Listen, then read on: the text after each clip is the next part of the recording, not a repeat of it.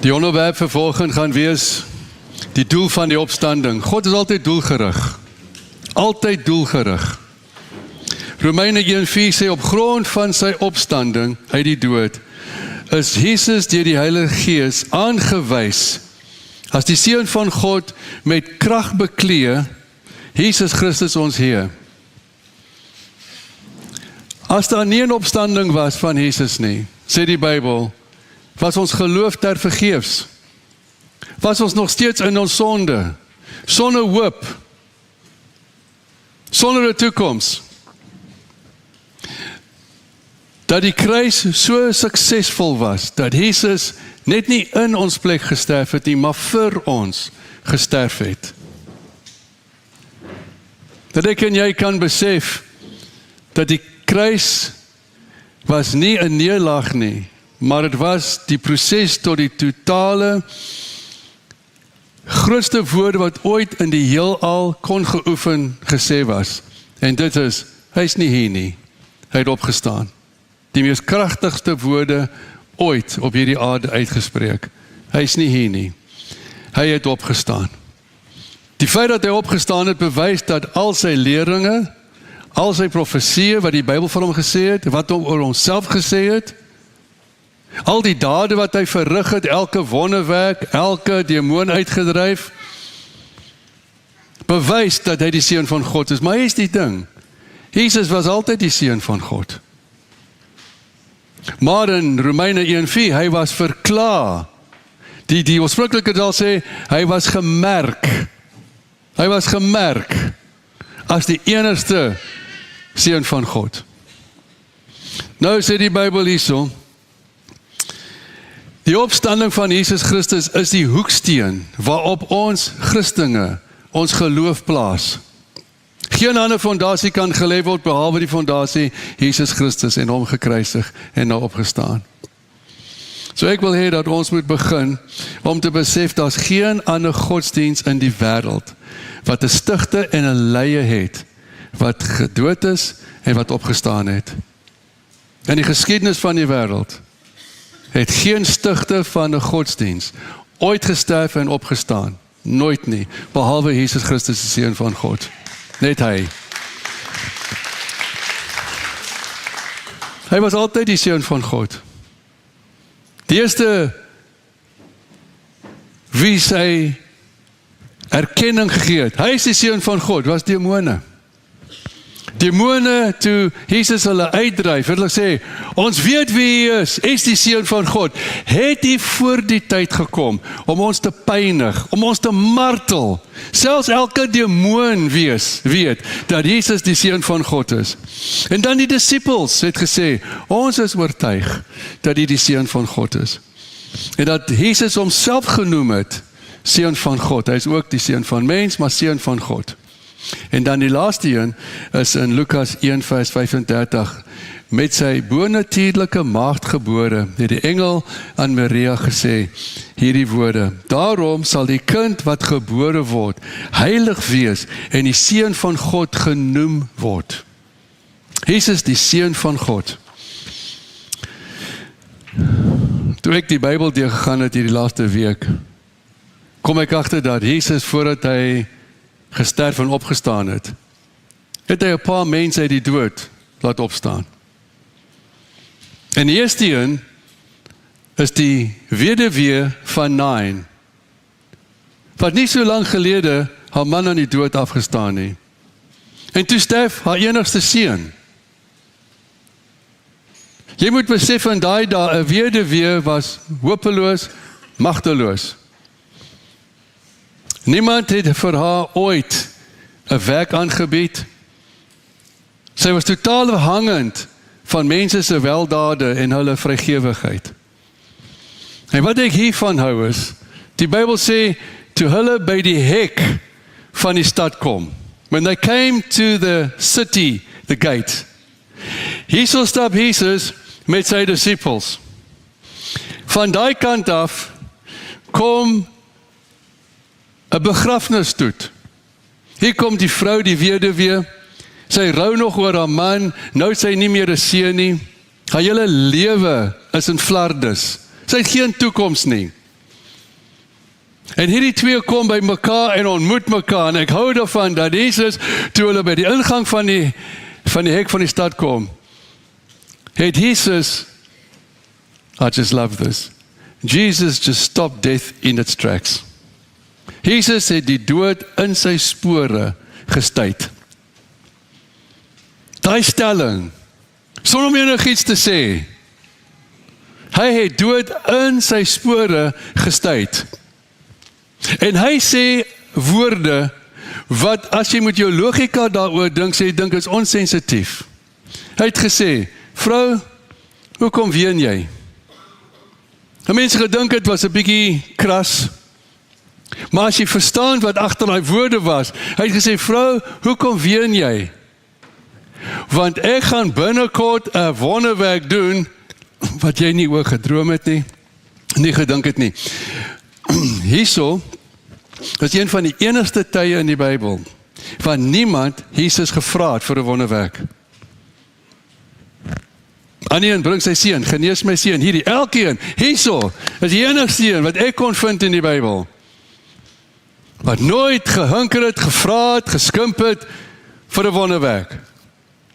Jesus het uit sy eie wil, sy eie keuse, en weens sy passie vir hierdie vrou, weens haar verlies, en wat haar toekoms sou nou, was hy barmhartig, en hy raak die dra, it's like a braai in English, en daar lê die dooie seun. Nou die Bybel sê in Levitikus, niemand mag 'n dooie op 'n draagbaar raak nie, anderste word jy onrein verklaar. Ek hou daarvan dat Jesus die wet voltooi het. Hy sit sy hand op die draagbaar.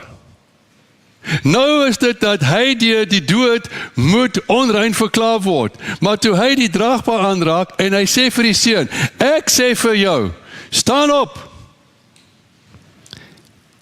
Het Jesus die onreinheid van die dood geneutraliseer. Waar die dood hom probeer effektief,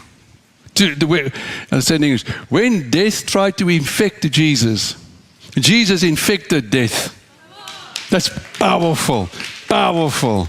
Jy kan na God toe kom met die slegste reputasie, jy kan kom met vuil hande, jy kan kom met 'n verskriklike slegte hart, en jy kan hom aanneem. Jy betas hom nie wat jy het nie. Hy het dit alles op die kruis klaar gevat. Dis mooi, hè? Maar as hy jou aanraak, dan is jy soos Omo, good and clean, tralala. Waar het ek op daai gedagte gekom? Ja. Jesus was besig in die proses. Dame, moenie huil nie. Hy was in die proses om die rede vir haar trane en haar rou en haar verlies om te swaai.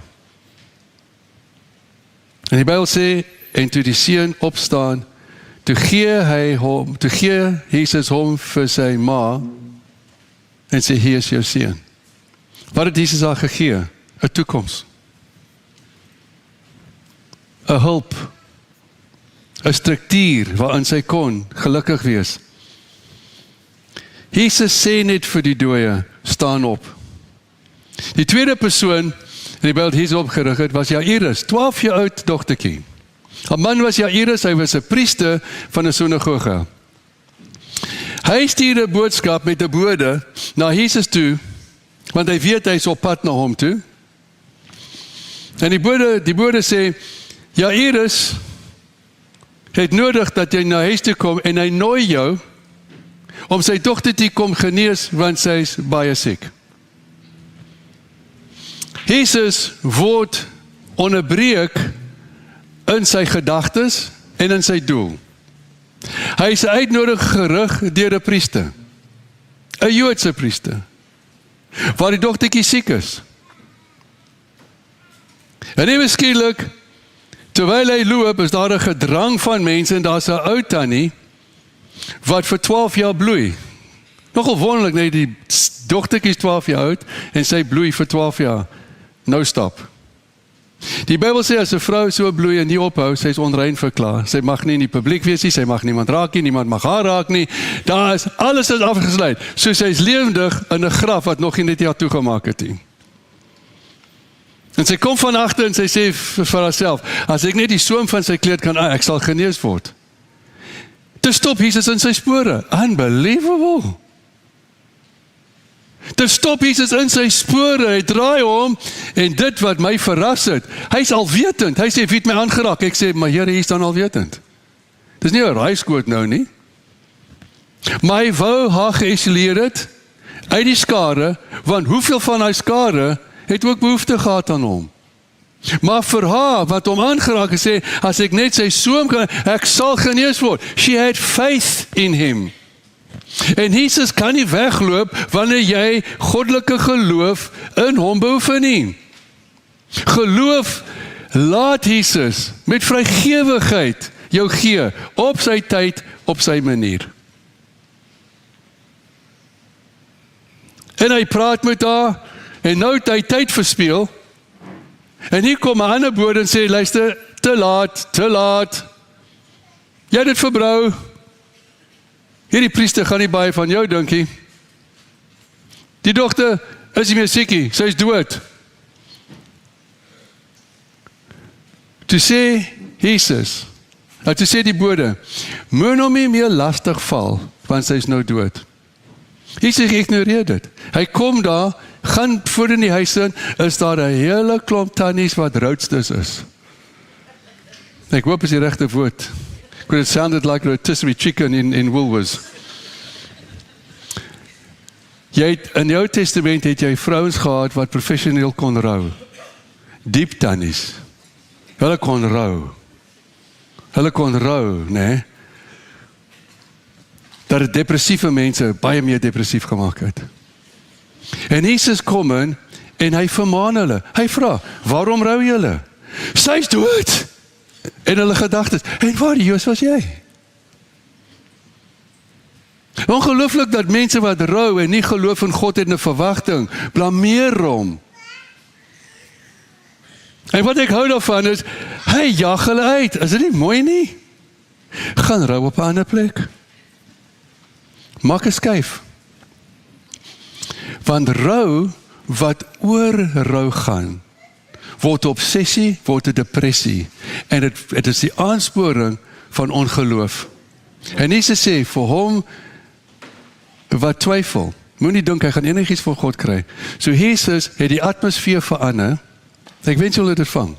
Hy verander die atmosfeer, hy loop in, hy sit sy hand op haar hand, en hy sê vir haar, Talita kum, in hulle taal. Ek sê vir jou, jong meisie, staan op. Sy staan op, en hy sê vir jou, gee haar iets om te eet. That's amazing, you're hungry when you come back from the dead, eh? Ai, julle. Dan is daar 'n derde een, sy naam is Lazarus. Sê gou Lazarus. Wil julle graag weet wat die oorspronklike taal van sy naam beteken? God will help him. God sal hom help.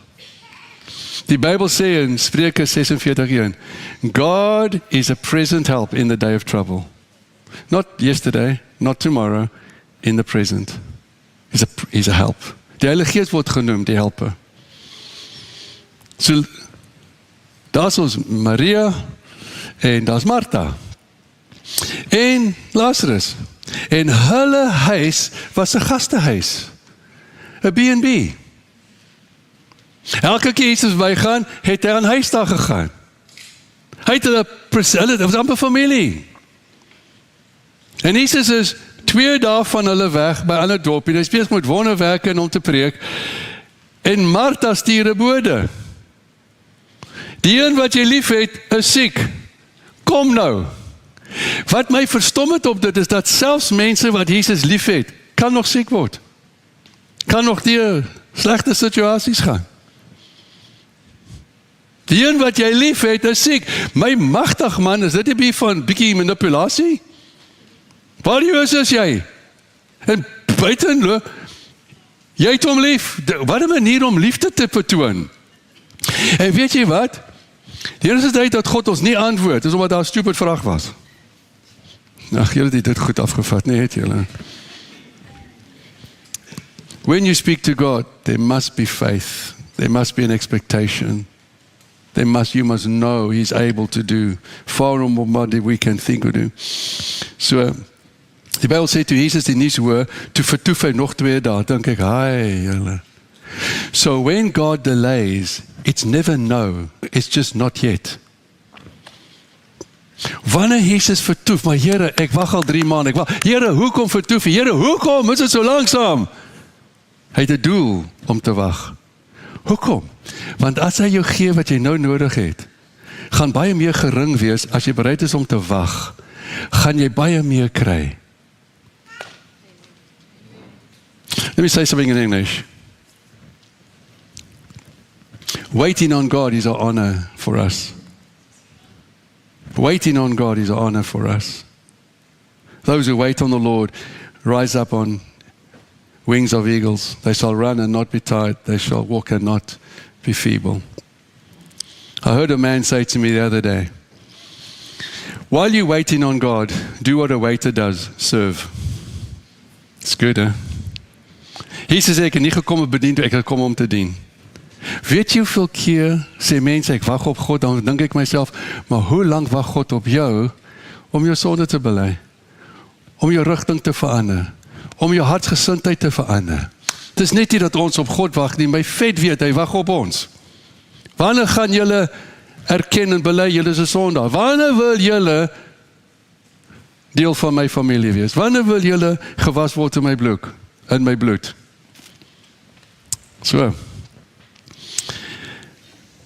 Jesus sê vir die disippels, ek is bly ek was nie daar nie. Maar kom ons gaan nou, want hy slaap. Sy disippels sê, maar as hy 'n uiltjie knip, dan sal hy wakker word en hy sal reg wees. Jesus sê, nee, hy slaap nie, hy is dood. Dat Jesus die ekwivalent van iemand wat dood is en iemand slaap, presies al. Wie het al iemand hier wakker gemaak in julle huis? Ja. Party van julle, as julle sommige mense wakker word, is daar 'n oorlog wat ontbreek. Maar jy sit net jou hand vasloop op jou deur, is nie goed geolie, jy gaan en die mens word wakker. Of jy loop so tiptoe en hy word wakker. Anders dan gaan 'n ysblokkie deur die rug af en hy hopelik word wakker. Do you understand? Of hy breek uit in 'n sweet. Een of die twee. But here's the thing. Jesus equates death with sleep. Anybody can wake up anybody. So Jesus kom daar en Martha sê, as jy net hier was. Ek like wat hy sê, maar ek sê, as jy net hier was, maar ek sê, jy sal anders met Jesus praat, waar hy was en waar hy by jou is. Waar hy was, sal jy oor hom praat. As hy voor jou staan, sal jy met hom praat. Daar's 'n groot verskil. Groot verskil. Baie mense bid waar hy was. Maar jy het hom in jou hart genooi. Hy is altyd teenwoordig. Naby, né? Die Bybel sê hierso, dat Jesus sê, wys my waar hy begrawe is. Hy gaan, dit sê daar, in die groot God. Daar's 'n groot God. En hy gee 'n opdrag. Rol die groot klip weg. Martha, hy stink nou. Of in Afrikaans, hy vrot. Ander woord, in mooi Afrikaans, hy's loslit. Hy's redelik ontbind. Julle.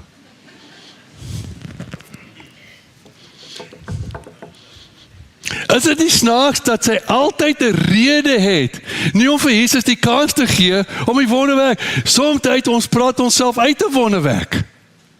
Dit gaan nie gebeur nie. Ek het nie geloof nie. Ek is nie goed genoeg nie. Hou op met dit. Niemand kry 'n prys daarvoor nie.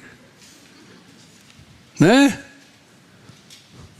So wat ek hiervan hou. Rol die klip weg. En die Bybel sê Jesus staan en met 'n harde stem sê, Lazarus. Die oorspronklik daar sê, Lazarus, come forth. Nie 5de of 3de nie. Ag, julle vang dit nie. Come forth. Julle. Come forth. Do you know that word come forth? Do you know what forth means in the original language? Walk away from. Walk away from.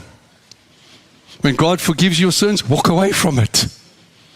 When God gives you hope, walk away from hopelessness. Walk away. When there's a lie, walk away from the lie. Because when you walk away from the lie, you're walking into truth. So hy sê, Lazarus, het jy al gewonder, hoekom het hy gesê, hey, ou boet, kom hier. Het jy al gewonder, hoekom hy sê, Lazarus, hy moes Lazarus sê, anders as hy gesê, kom uit, al die dooie so uitgekom het.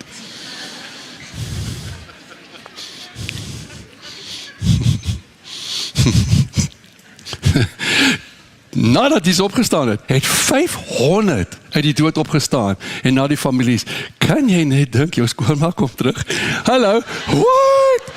Here, jy het nie deeglike werk gedoen, sy kom nog rust, ja. Ek is braaf van my skoonmaak is nou by die Here, nee, ek is nou baie braaf, maar voor dit sou ek het nooit gesê het, jy moet slim wees as jy stupid is.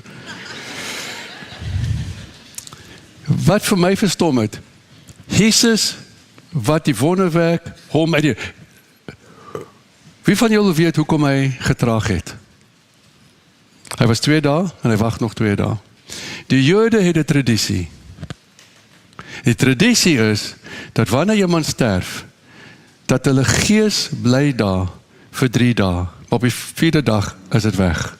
Dit is 'n mythe, it's a superstition. That's why Jesus waited 4 days to kill the myth, to reveal the truth. Dis mooi, né?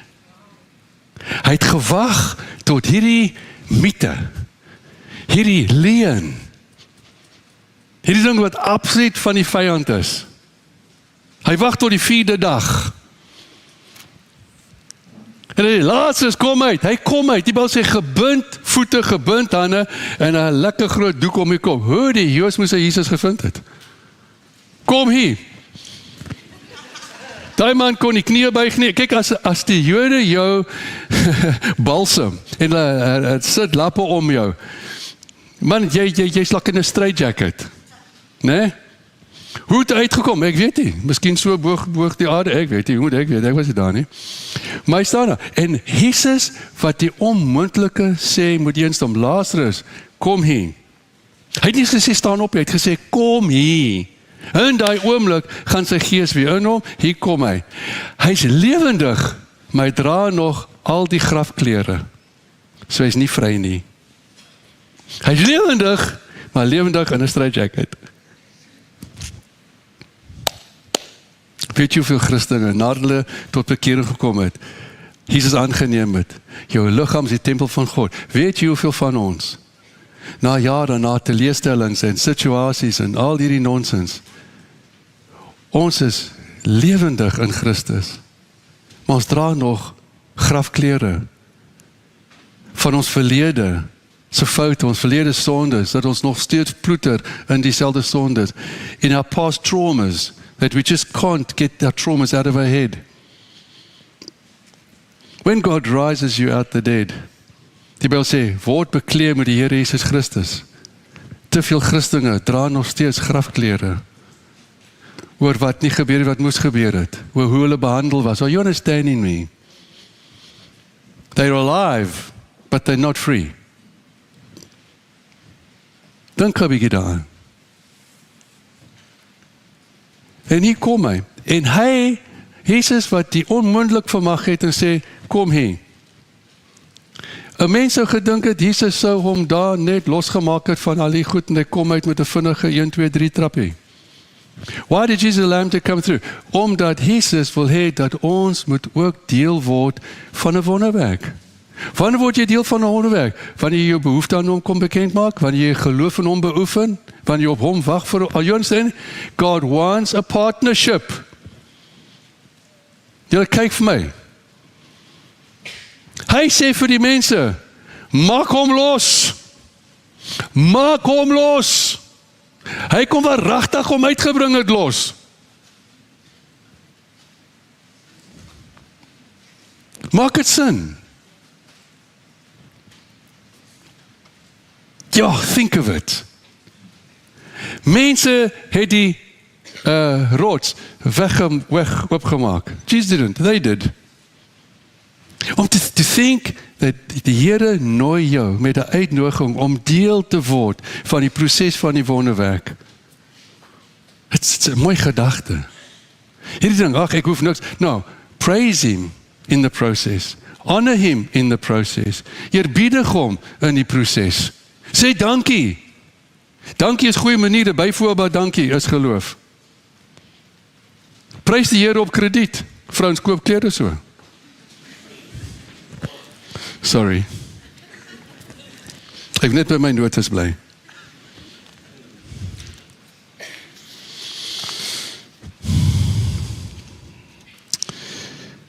Praise God. Hier is 'n paar goed wat ek vir julle graag wil sê. Die opstanding. We say in English, the resurrection is not an event, it's a person.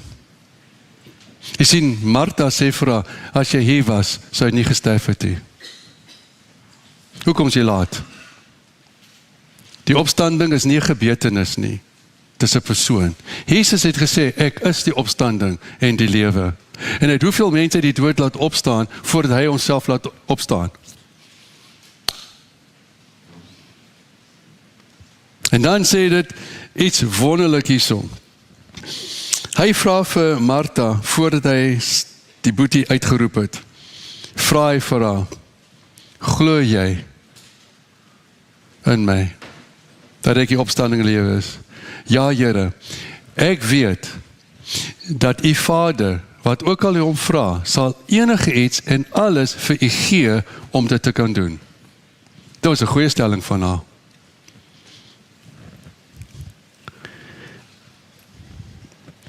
Selfs in die dood, moet die hele skepping onderdanig wees aan die Skepper. Dit is 'n mooi stelling, hè? Selfs die dood moet onderdanig wees, die skepping aan die Skepper.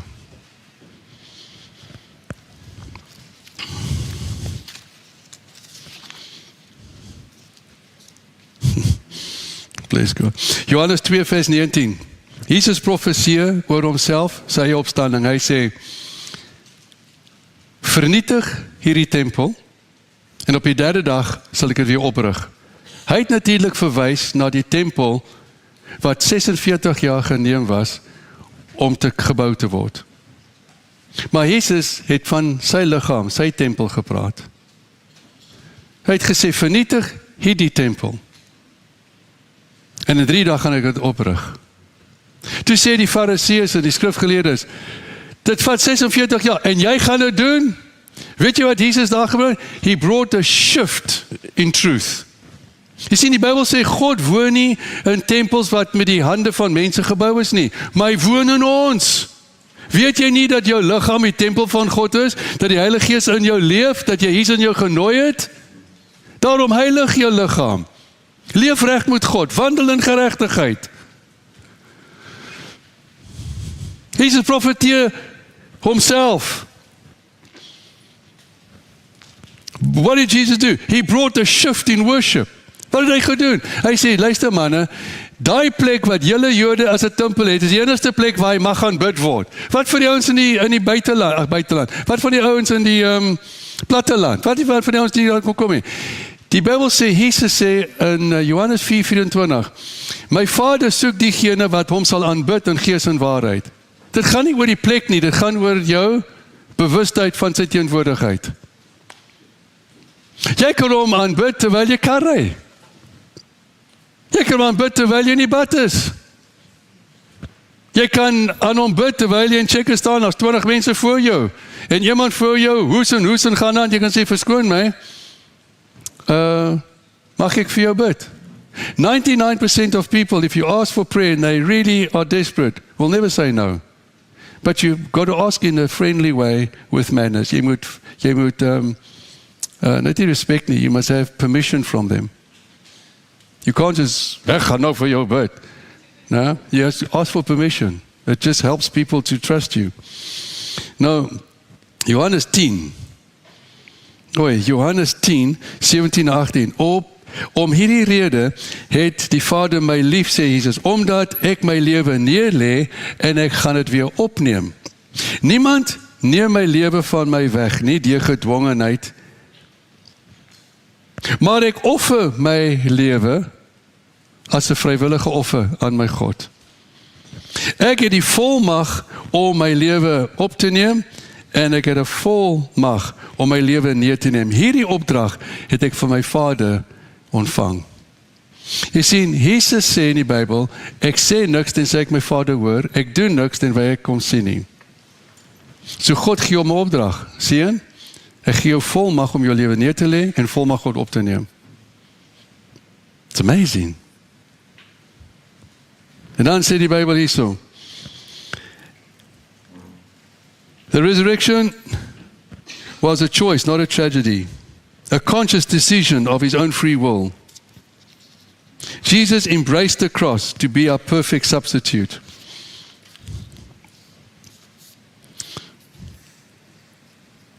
In Matteus 28:12-15, nadat hulle saam met die ouderlinge vergader en die raad gehou het hulle die soldate baie geld gegee, dis nou by die graf waar Jesus in is, baie geld gegee. It's amazing, hè? Wat geld kan doen. Hulle het die soldate baie geld gegee en gesê, julle moet sê, that's called bribery. Sy disippels het in die nag gekom en hom gesteel terwyl hulle aan die slaap was.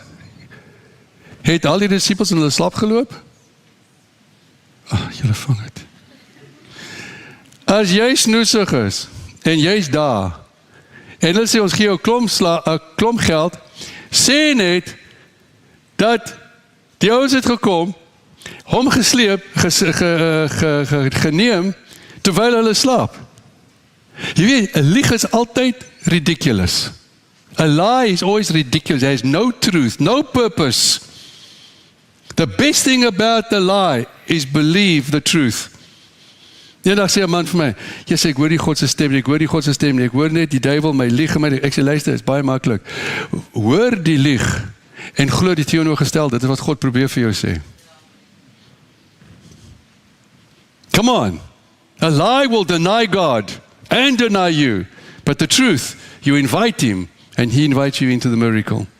Dit is nie so moeilik nie. Nou listen, hierdie is 'n mooi stelling. Ek het so dit geniet. Die grootste stelling in die heelal. Hy is nie hier nie.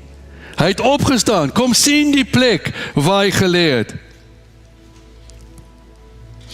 Dit vier die opstanding wat bewys dat Jesus triomf het oor die dood en dat hy die graf vervul het om op te staan deur die belofte wat hy gesê het, in 3 dae sal ek myself optel. 1 Korintiërs 15:55-57. Dood, waar is jou angel? Doderyk, waar is jou oorwinning? Die angel van die dood is die sonde en die krag van sonde is die wet. Ons is nou vol genade, dis genade. Jesus full of grace and full of truth. Die wet is klaar, die wet voltooi. So the sting of death is removed on the cross.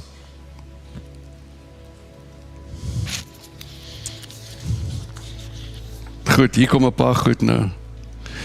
Ek lees hierdie wat my geseën het in Engels. The only power has over a Christian, it can he set you. Wie daai cartoon gesien van daai groot slang en dan maak hy die ou se oë soos die rainbow lyk en dan, what was that called? Jungle Book. Daai slang, né? Net hy sien, né? He's mesmerizing him because he wants to harm him.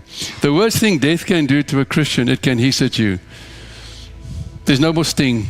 There's no more power. Want die laaste oomblik jy uitasem, sê die Bybel, in daai oomblik is die God se teenwoordigheid. Hy het nie 'n tuis om asem op te weng en 'n toe is nie. Ag, julle. Weet jy, ek geniet my gate uit. Hier is die les vir ons vandag. Die vrouens kom by mekaar op pad na Jesus toe, die oggend van sy opstanding. En hulle vra vir mekaar, wie gaan hierdie groot klip van die opening wegrol? So wat het hulle? Hulle het 'n probleem gehad. Hulle het 'n struikelblok gehad. Daar's iets wat hulle sou verhinder het Want hulle kom met balsam, hulle kom met spyse, hulle kom met alles om weer hom te balsam. Wow, my goeiste, wie gaan vir ons hierdie groot klip wegrol? Die klip het ook hout gehad met secure hinges. En daar was 16 wagte. It just shows you how Satan was afraid for Jesus to rise. En die Bybel sê, en toe hulle opkyk, sien hulle dat die klip klaar weggerol is, want was baie groot. Wat is die les wat ek en jy dan moet uitkry? Wanneer jy na God toe gaan, moenie die hindernisse en die oponthoud en hierdie probleem voor jou hou. It's stealing your faith. Dit beroof jou van 'n verwagting. Hy het gesê, kom na my toe, almal wat moeg en belat is, kom na my toe. Maar van hier tot daar, ons bring al hierdie probleme, nie nou nie, ek het nie tyd nie, ek het nie dit, hou op met jou nonsens. God eer nie worry nie. You know what worry means in English? This is my definition, eh? Worry, wrong options running riot through you. En plaas verkeerde gedagtes, verkeerde opsies wat jou gedagtes op hol laat loop. Ja, julle is verstom, né? Worry is questioning God's ability. Paul sê jy worry kry niks reg nie. So, wat is die les vir ons wat hy vrouens geleer het? Ons is baie keer geneig om oor alles wat ons voor die hindernisse wat voor ons dat ons nie kan deurbrake kry. Terwyl ons worry oor wie gaan dit doen, hoor hierso, die Here het klaar die steen weggerol. Hoe? Deur 'n aardbewing. He shattered the locks, he shattered everything. En die Bybel sê dat die wagte daar het soos dooie mense geword en weggehardloop. It's amazing. Toe gaan hulle in. En die engel sê vir hulle, wat soek jy hier? Ons soek Jesus, ons soek hom. Hy is hier nie. Waar het julle hom gevat? Waar het julle hom gevat? Hy sê nie, hy het opgevaar. Hy is nie hier nie. Maar kom kyk. En by sy voete hend, weet jy wat van Jesus hou? Nee? Hy ruim sy eie kamer op. Wie van julle het al jou kinders gesê, kry jou klere, tel het op, sit dit in die mandjie of vou het mooi op. Nou, hulle moet nog hy les leer. As jy doen, jy dink jy het 'n wonderkind gebaar. So by Jesus se voetend het hy die kleer alles opgevou en by sy kopend het hy 'n doek gehad wat oor sy gesig was, net soos Lazarus. En dit word in 'n sekere manier gevou, like 'n serviette. 'n Doek. Hoekom was hulle geskei? Ek so bly julle vra my.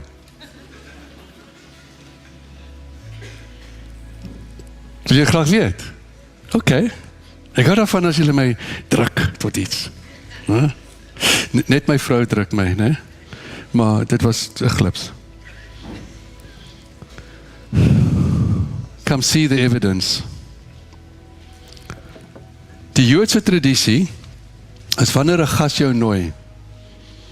En ek en my vrou en Justine en Henry en die kinders gaan daar en die kos is powe. Daar is die sout in dit, dit is verkeerde bestanddeel, dit is powe. Die ryk van die kos is powe. Die geselskap was sleg, alles was sleg.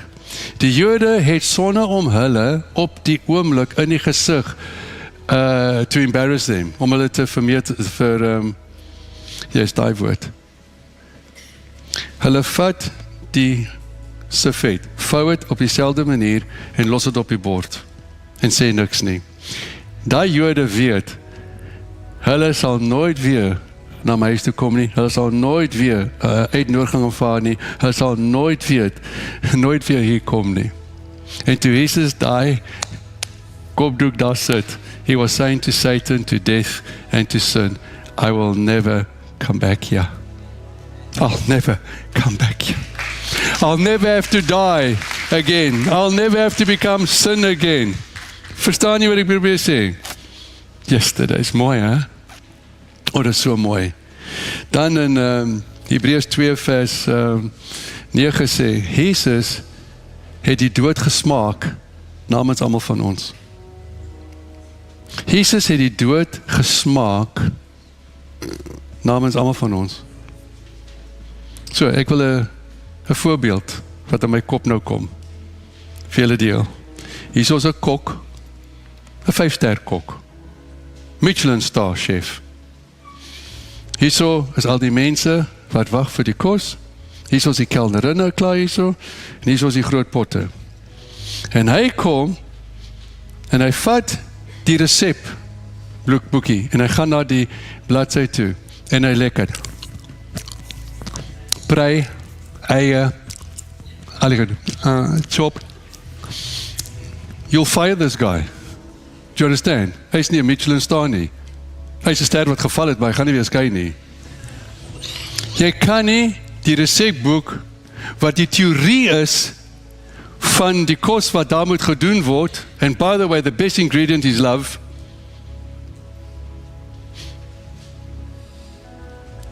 Jesus het vir ons bloed, hy het vir ons redding dood gesmaak. Wanneer? In die tuin van Getsemane. Vader, as U wil is dat hierdie beke van toring, van U wrok en van U straf op sonde, as dit moet, laat dit my verbygaan. Nogtans, toe drink hy daai beke. Alles wat op ons van toepassing is, he drank it all up. Just because he tasted death for everybody, doesn't make everybody a Christian. Ek vra die Here in die week, hoe gaan ek met die mense praat om daai ding 'n positiewe kant te kry? En toe kom 'n skrif in my kop op, Psalm 34 sê, o smaak en sien dat God goed is. Hy het namens almal van ons die nasmaak van die dood gehad. En die Bybel is nie 'n resepboek nie. Jy kan hierdie bladsye lek totdat jou tong op hom plak sit. Aangeplak sit. Die Bybel is nie net skrif op 'n bladsy nie. Die Bybel is die lewende woord, Jesus Christus. Die woord is net vir ons dat ons dit kan verwerk. He's the living word. God is the living word. The Holy Spirit wrote the whole Bible. En ek sê vir jou, ek en jy moet wegkom van 'n godsdienst wat net resepte volg. Jesus het gesê, eet my vlees en drink my bloed. Al sy disippels het weggehaal. Hoekom? Is ons nou kannibale? Hy het gesê, as jy nie my vlees eet en nie my bloed drink, kan jy nie deel van my wees. Wat het hy gesê? Toe hy sê, eet my vlees. Die Bybel sê, toe hy na die vrou gegaan in sy kar, hy sê disciples, gaan kry my kos, hier kom die vrou hierso, en hy sê, gaan kry jy my, ek het jy man nie, jy het al 7 gehad. Terwyl hy daar wag, toe kom die disciples en gee hom kos. Hy sê, ek het klaar geëet. Weet jy iets gebring? Hy sê, my kos is om my vleis, sê die Bybel, is om die wil van my Vader te doen. So Jesus sê, hy wat my vleis eet, is om die wil van God te doen. Die aptyd ek en jy moet hê, is bereid te wees om te glo wat God sê, gehoorsaam te wees, en jy kan kos eet en jy kan uitspoeg. Jy kan dit eet en uitspoeg, maar as jy hom eet en hy word opgeteer, ek lê al pad al, verteer. Just I'm nearly finished with my Afrikaans. Jy kan net dit in opgooi nie. Wanneer jy kos eet, jou liggaam breek, pepsin en trypsin, breek dit op, dit gaan op na jou liggaam, and you see, we got to eat this word. We got to embrace this word. Kom ek klaar. Romeine, die laaste ding ek wil sê is dat vir eeue het die graf geen kompetisie gehad. Onoorwinbaar van almal wat graf toe gegaan het. Van die eerste een wat gesterf in die eerste familie in die Bybel, Abel. Van hom af tot nou, miljoene mense. Die graf het gespog en hy het 'n sterk vesting gehou op almal wat in die graf is. Dit was sy mag. Onoorwinbaar. Maar toe Jesus opstaan, I love it. The grave lost its success rate.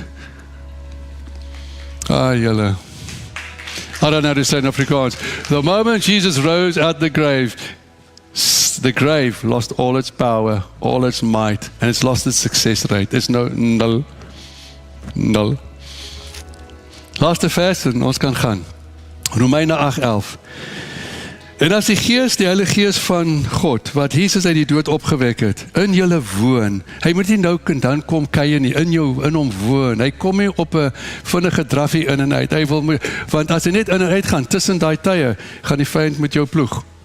Hy's altyd in jou, so as jy die duiwel hoor sien, jy kyk deur die deur, daai gaatjie, jy sien dat jy ask the Lord to open the door, he's gone, hy los net brandmerke. Ja, Here.